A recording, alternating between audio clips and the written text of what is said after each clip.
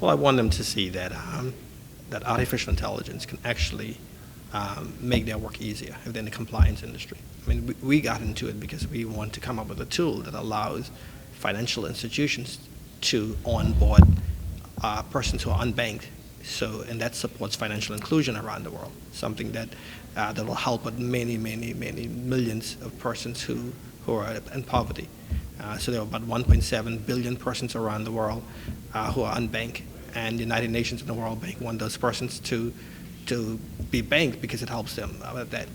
So I want to show these financial institutions that you can use a tool now that allow them to onboard customers faster, but at a higher level of compliance than they would have been doing just by having human beings do it.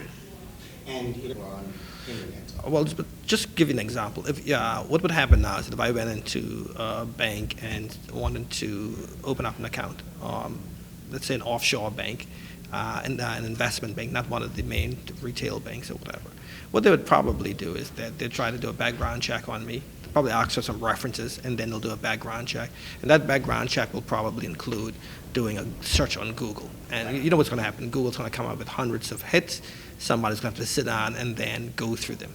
And if they go through every link and read through it to make sense of it, that's going to be days.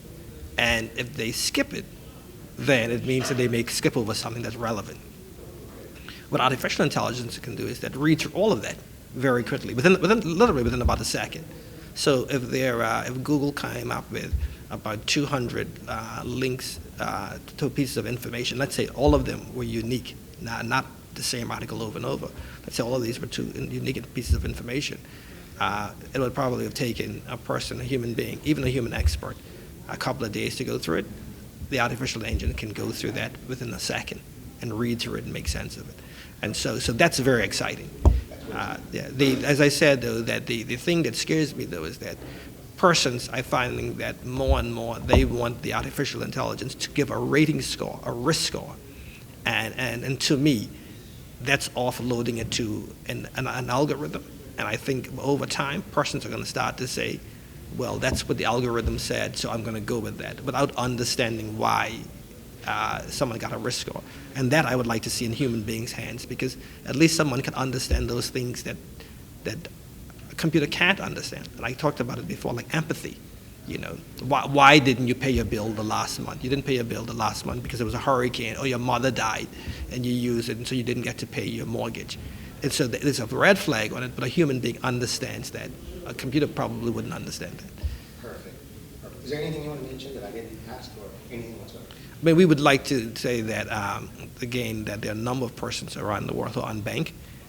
These tools, the tools that we design at DSS, are meant to do that, to bank the global unbanked. But the other thing, too, is that I'm quite proud that this tool was created in the Caribbean, our region, a region that's not known for creating tools, because we're tools consumers, but we're not known for being producers of these tools.